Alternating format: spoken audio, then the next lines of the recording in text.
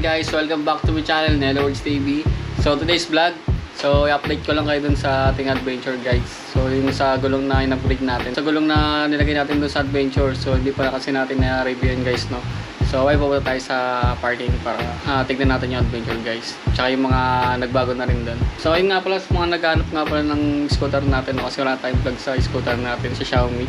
So nandito pala siya, ayan, naka-charge. So gagamitin natin siya ngayon. Pupunta tayo ng parking lot. Tapos, sige, labas muna natin. Ayan, naka-charge siya guys, no? Ayan. 82%. So medyo matagal siya mag-charge kasi malaking battery niya. So yung battery na ito kasi, ay yung charger kasi nito guys, ayun na. Ayan, ganyan lang siya kalaki. Parang battery lang siya ng laptop. Ayan. So malakas naman mag-charge. Yun nga lang syempre, malaking battery ng scooter, medyo matagal din mag-charge mo. Yan, so tagalin mo natin charger. Yan, update lang natin sa scooter natin kasi dahil naghanap na ito eh. So tara guys, tapos natin yung scooter. So ito yung scooter natin, no? So ito yung big bike. Yan, nakataklob kasi ginagawa yung katabi namin bahay, Malikabok. Tapos ito yung mags ng adventure guys.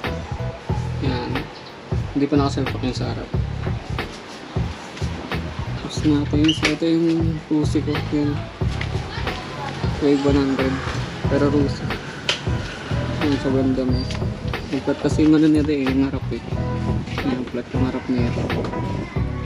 Ang kakayos ko lang din ito kahapon, hinas ko yung busina at mga ilaw. So restore na lang to para marami.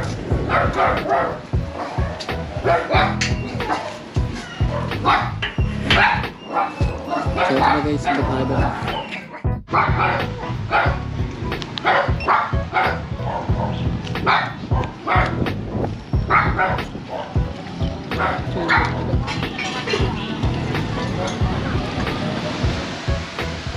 So ayun guys, dito tayo sa parking lot. Ayan.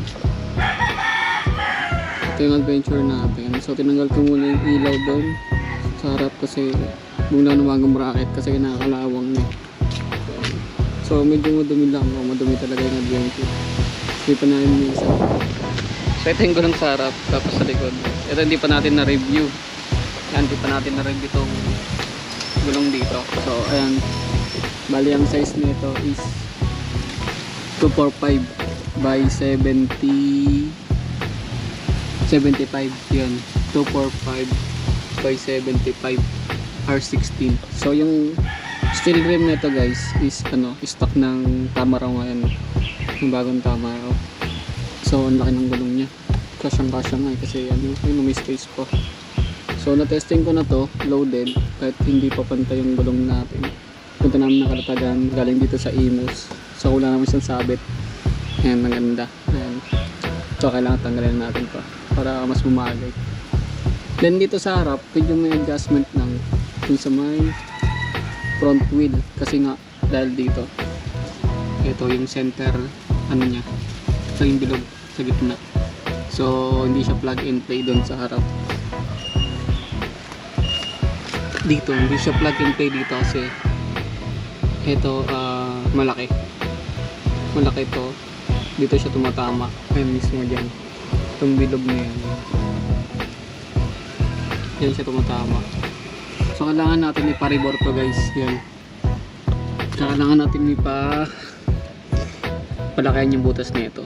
So may nakita naman ako sa ibang sa page, may nakita ako sa page nun may gumamit din ng ganitong rim kasi ito pares lang to sa Innova, steel rim na to. Then ayun, pinalakayan yung dito. Ito, tinanggal ata to mismo itong labi na to.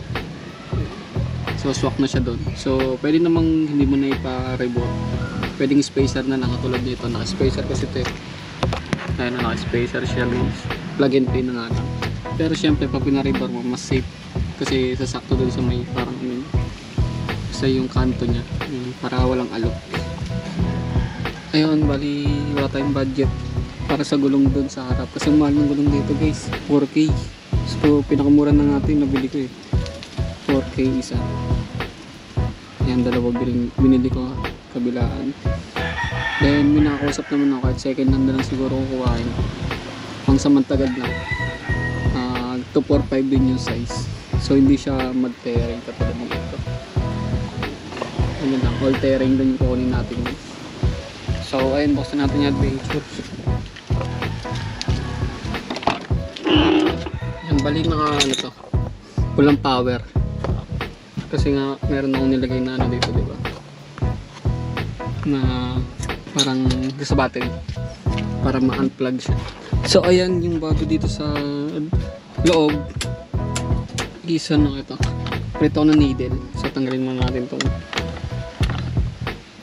steering. Ano po itong needle. So papailawin ko to soon. Yan, pula na siya, no. So papailawin ko yan. Ito kasi umiilaw tong dalawang to eh. Ito na pundi lang. Di ko pa na-check to eh. Pero baka nagalaw lang yung wire. Tapos nagpahit na rin tayo ng kulay ng panel. Yan, alam niyo panel ito dati eh. Ang pangit. Yan, nilagyan ko siya ng samurai paint na parang to, metallic gray yung kulay niya. Hindi lang makita. Ilawan natin. Yan siya. Medyo na, presentable na tingnan. Hindi tulad dati na orange na sira-sira. Tapos sa hood, check natin yung hood, yung radiator pa na. So mga nagtatanong nga pala guys na yung sa radiator, no, kasi di ba gusto nyo ng review, honest review dun sa radiator na aluminum. Kasi marami yatang gusto magpalit ng aluminum eh. Ayun, okay naman yung performance niya kasi galing kami dito sa Imus, nagbiyahe kami ng Karatagan. Wala naman na overheating. Ganda nga siya kasi yung temperature ko nung gamit ko yung radiator na yun, sobrang baba lang talaga. Ibig sabihin, malamig talaga yung radiator na yun guys. So magot kayo kasi yung gamit ko dun sa radiator is tubig lang. Distilled water lang gamit natin. Ito pakita ko sa inyo.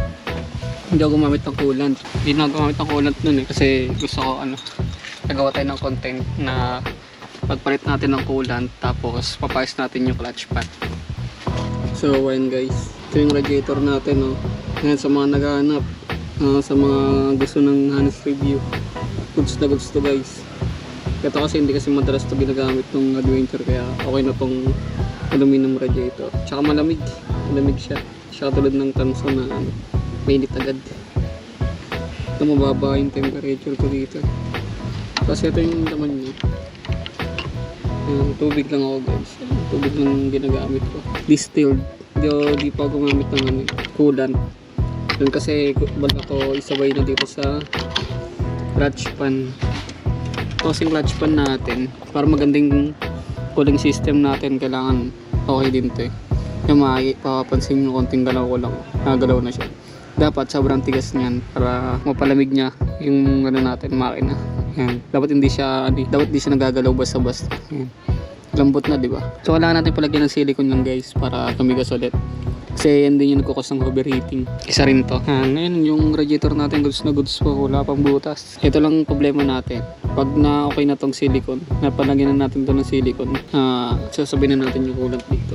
So share ko naman sa inyo yung guys. So ayun lang, medyo madumi talaga. So ito yung sinasabi ko sa inyo, nilagay natin nakaraan. So sa hindi nakanood ng vlog natin, kung paano natin nilagay ito, panoorin nyo na lang guys. So iwas diskarga kapag madalas yung iniiwan nyo sa sakyan na matagal. So ayun lang, ayun guys. Tapos ang adventure na to. Yan bali, ayun yung height ko 5'6". Tapos bigyan na yung pataas ng adventure. Bali hanggang leg ko na yung bintana dito. Dati hanggang dito lang yan. So ayun guys, nandito na yung vlog natin today. At huwag niyo sana kalimutan mag-like, share, and subscribe sa channel natin sa Networks TV. Thank you. So abangan nyo na lang yung mga vlog natin dito guys sa adventure. At sa iba natin mga project natin na motor. So let's go.